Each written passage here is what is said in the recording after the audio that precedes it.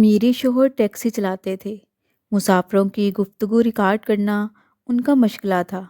ایک روز ایک عورت ایک مرد کے ساتھ ان کی ٹیکسی میں آئی، جس کی گفتگو سے اندازہ ہوا کہ وہ اپنے شوہر کو دھوکہ دے کر اس مرد کے ساتھ راتیں گزارتی ہے۔ میرے شوہر نے ان کی باتیں ریکارڈ کر کے اس کے شوہر کو سنا دیں۔ اگلے روز قتل۔ ایک روز یہ جان کر میرے ہوش اڑ گئے کہ میرے شوہر نے ایسا اس لیے کیا کیونکہ یہ کہانی میں اپنے شوہر کی زندگی کے بارے لکھنے جا رہی ہوں۔ میں ان کا اصلی نام ظاہر نہیں کروں گی، بلکہ فرضی نام استعمال کر رہی ہوں۔ 20 برس کی عمر میں میری شادی ہو گئی۔ میرے شوہر بہت خاموش طبع شخص تھے، مجھ سے بھی بہت کم کلام کرتے تھے۔ پہل تو کافی دکھی ہوتی، مگر پھر رفتہ رفتہ کم بولنا ان کی عادت سمجھ کر زندگی سے سمجھوتا کر لیا۔ میرے شوہر شجاع کا بازار میں ایک ہوٹل تھا، مگر میری شادی کے 2 ماہ بعد ہی انہوں نے اسے اونے پونے بیچ دیا۔ بالآخر بندے کو روزی روٹی کی فکر تو کرنی پڑتی ہے۔ ہوٹل کی فروخت سے جو رقم ہاتھ آئی، اس سے شجاع نے کچھ کمانے کا ذریعہ سوچا۔ یہی سوچ کر ایک ٹیکسی خرید لی، اس لیے وہ دن بھر سڑکوں پر پھرنے لگے۔ وہ ہوٹل کے مالک سے ٹیکسی ڈرائیور بن گئے۔ جس روز ٹیکسی خریدی، اس روز وہ کافی خوش دکھائی دے رہے تھے۔ وہ اب دن بھر ٹیکسی چلاتے اور گھر کا رخ کم ہی کرتے۔ گھر کی بجائے وہ گاڑی کے اندر ہی سونا پسند کرتے، نہ جانے کیوں، جیسے کسی شکستہ دل بچے کو جی بہلانے کے لیے کھلونا مل گیا ہو۔ دن بھر گاہکوں کے ہمراہ رہنے کے بعد تھک کر نصف شب کو گاڑی بند کر کے وہ پچھلی نشست میں سو جاتے۔ ایک دن خود شجاع نے مجھے بتایا کہ مسافر اٹھانے سے پہلے میں ایک نظر سواری پر ضرور ڈال لیتا تھا۔ کبھی کبھی تو ایسی سواری مل جاتی ہے کہ ٹیکسی میں بٹھاتے ہی موٹر ہوا سے باتیں کرنے لگتی ہے۔ ہر ڈرائیور کو زندگی کی راہوں پر طرح طرح کے مسافر ملتے ہیں۔ کچھ وہ جو دینی معاملات زیر بحث لاتے ہیں، کچھ سیاسی ذہن رکھنے والے جن کو اپنے وطن عزیز کے مستقبل کی فکر ہوتی ہے، اور کبھی طالب علم یا طالبات، کالج کی شوق اور الر لڑکیاں۔ کچھ تو ایسی معصومیت سے باتیں کرتی کہ دل مو لیتی۔ میں ان کی معصوم گفتگو کو ٹیپ کے فیتے میں بند کر لیتا ہوں، بغیر یہ سوچے کہ ایسا کرنا اخلاقی جرم ہے اور کبھی مجھے ضرور اس کی سزا ملے گی۔ ہاں، مگر سب سے تکلیف دہ لمحات وہ ہوتے ہیں جب مجھے کسی ایسے جوڑے کو ان کی منزل تک پہنچانا ہوتا جو کسی مشکوک قسم کے رشتے سے جڑے ہوتے تھے۔ تب میں ان کے ساتھ بے اعتنائی سے پیش آتا۔ ایک بار کافی عرصے تک وہ کافی پریشان رہے۔ میں نے کافی بار پوچھا، مگر مجھے بھی کچھ نہ بتاتے۔ بہت اصرار کے بعد انہوں نے مجھے یہ واقعہ سنایا کہ جسے سن کر میرے پیروں سے زمین نکل گئی۔ انہوں نے بتایا کہ کچھ ماہ پہلے میری ٹیکسی میں ایک مرد اور عورت بیٹھے۔ اس عورت کا چہرہ دیکھ کر میں حیران رہ گیا۔ وہ مجھے جانی پہچانی سی لگی۔ مجھے کچھ سمجھ نہیں آ رہا تھا کہ میرے ساتھ کیا ہو رہا ہے۔ وہ دونوں آپس میں گفتگو کر رہے تھے۔ ان کی باتوں سے مجھے اندازہ ہوا کہ وہ عورت شادی شدہ ہے، اور اس وقت وہ اپنے شوہر کو دھوکہ دے کر کسی اور مرد کے ساتھ کسی ہوٹل میں جا رہی ہے۔ وہ اپنے شوہر کو دھوکہ دے رہی تھی اور اس مرد کے ساتھ اپنے لمحات کو داغدار کرتی آئی تھی۔ میں ان کی گفتگو توجہ سے سن رہا تھا۔ اچانک مرد نے مجھے کہا، گاڑی روک دو، لیکن عورت نے اترنے سے انکار کر دیا۔ اس نے کہا، نہیں، اس ہوٹل میں نہیں، میں نہیں جاؤں گی۔ یہاں کمرہ نمبر 17 میں میرے شوہر کا دفتر ہے۔ اگر اس نے مجھے تمہارے ساتھ دیکھ لیا تو… تبھی مرد مجھ سے مخاطب ہوا، ڈرائیور، آگے نکل چلو، پچھلی سڑک کی طرف۔ میرا وجود جھنجھنا اٹھا۔ وہ میری سواریاں تھیں، ان کے حکم کی تعمیل کرنا مجھ پہ لازم تھا۔ میں نے گاڑی کو موڑا۔ اس وقت گاڑی میں ٹیپ ریکارڈر کا بٹن آن تھا۔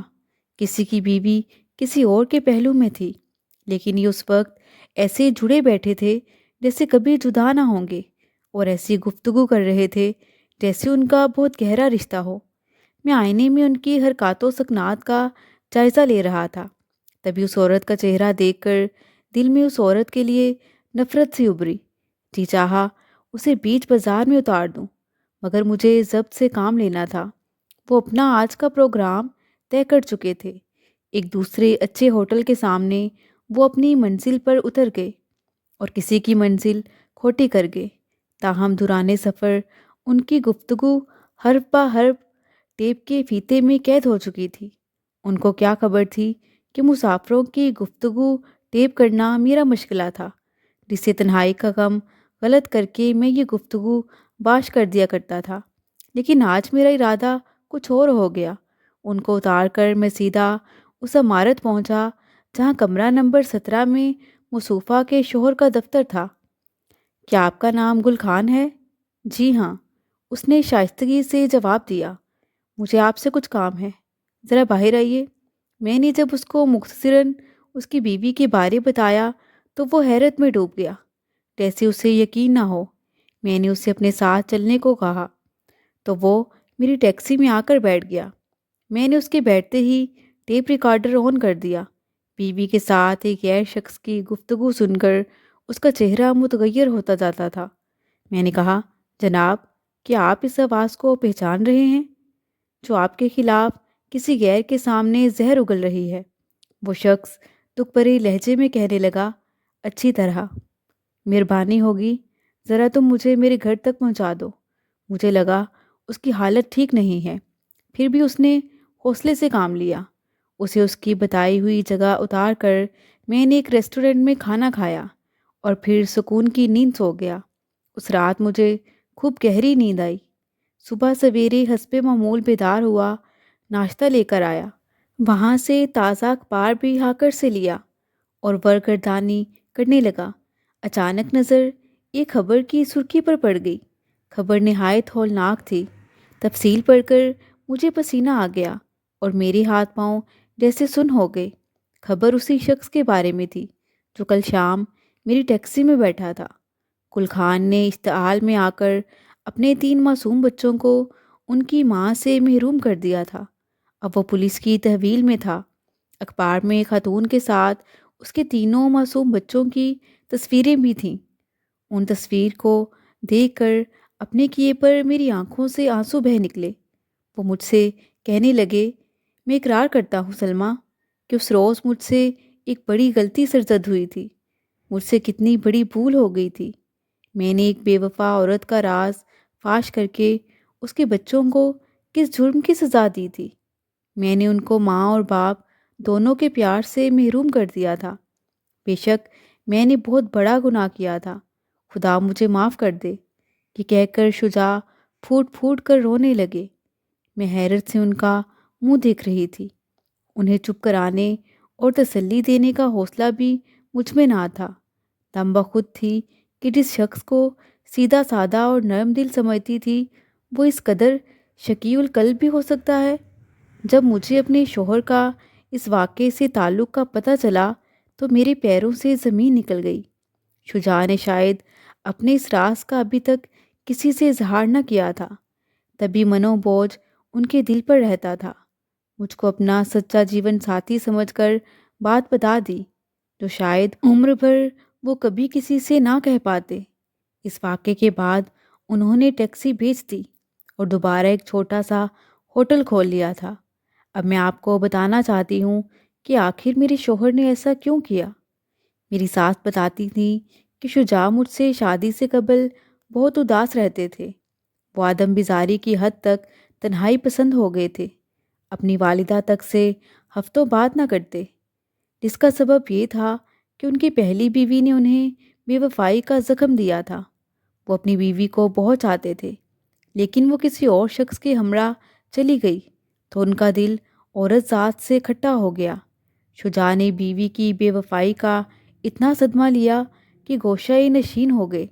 ہر ماں کی طرح ان کی والدہ کو بھی اپنے بیٹے کی رنجیدگی کا غم تھا۔ وہ چاہتی تھی کہ کسی صورت شجاع دوبارہ زندگی کی طرف لوٹ آئیں، لیکن وہ کسی طور اب دوبارہ گھر بسانے پر آمادہ نہ ہوتے۔ لگتا تھا کہ بیوی کی بے وفائی نے ان سے ہر خوشی چھین لی تھی۔ تبھی سب سے منہ موڑ کر تنہائی سے ناطہ جوڑ لیا۔ انہیں دکھ اس بات کا تھا کہ جس ذات پر ہر شے وار دی، ہر سکھ دیا، خود سے بڑھ کر اعتبار کیا، وہی انہیں جل دے گئی اور ان کی اتنی دیوانہ وار محبت کی کوئی قدر ہی نہ کی۔ مجبور ماں کے کہنے پر انہوں نے مجھ سے شادی کر لی، مگر شادی کے بعد بھی اپنی دنیا میں رہتے تھے۔ انہوں نے اپنا ہوٹل بھی بیچ دیا تھا کہ آخر کس کے لیے کماؤں، کس کے لیے روز و شب محنت کروں۔ جب کوئی دلبر نہ ہو آدمی زندگی سے اوب جاتا ہے، وہ چلتے وقت کی تیز رفتاری میں بھی ساکت ہو جاتا ہے۔ شجاع بھی ہر کام سے دل ہٹا کر بس جامد سے ہو گئے تھے۔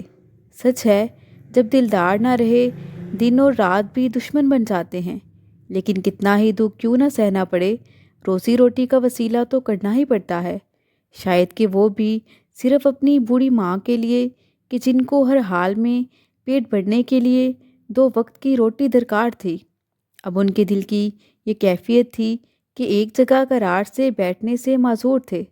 سوچا ایسا پیشہ اپنا لوں کہ اس دل بے قرار کو بہلانے کا سامان بھی ہو جائے۔ یہی سوچ کر انہوں نے ٹیکسی خرید لی تھی۔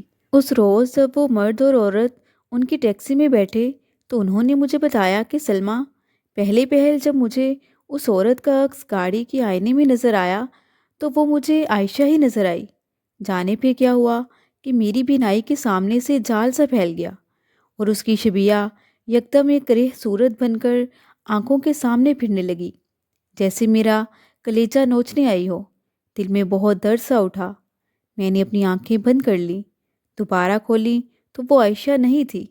جانے کیوں آج اس کا چہرہ اس بری طرح میرا پیچھا کر رہا تھا۔ اس روز گاڑی چلاتے چلاتے کئی بار حادثہ ہوتے ہوتے بچا۔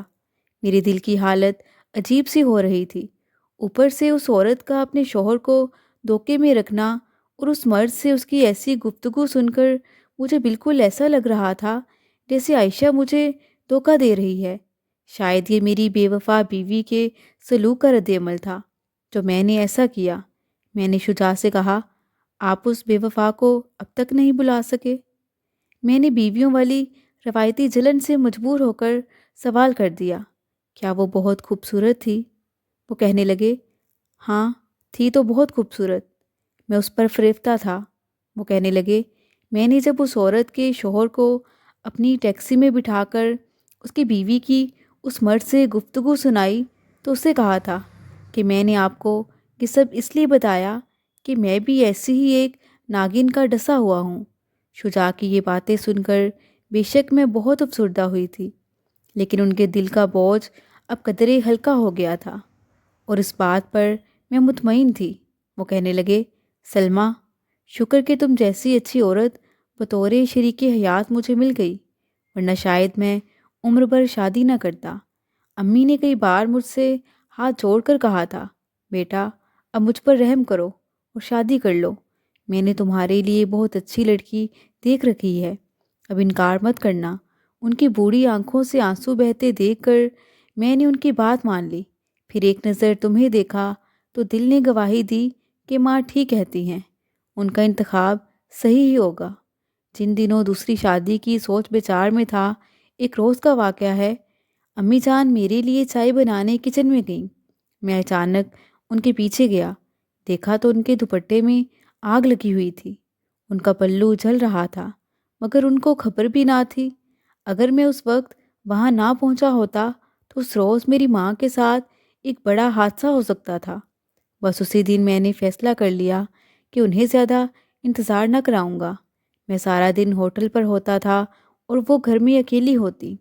ایسے میں بڑھاپے کی وجہ سے انہیں کوئی بھی حادثہ پیش آ سکتا تھا۔ میں نے شادی کے لیے ہاں کر دی اور اللہ نے مجھے تم ایسی نیک بیوی دے دی۔ میں بہت گنہگار ہوں، اپنے ضمیر کا مجرم بھی ہوں، جس کے لیے کبھی خود کو معاف نہ کروں گا۔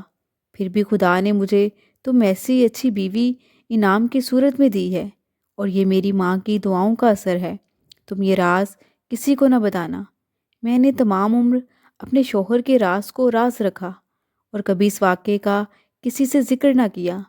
آج جب کہ شجاع اس دنیا میں نہیں ہے تو اپنے دل کا بوجھ ہلکا کرنے کی خاطر قلم اور کاغذ کا سہارا لیا ہے اور یہ تحریر لکھنے بیٹھ گئی ہوں۔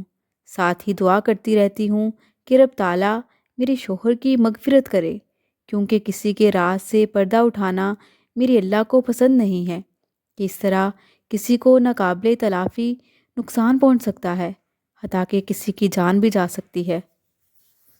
مزید دلچسپ سچی کہانیوں کے لیے چینل کو سبسکرائب کریں۔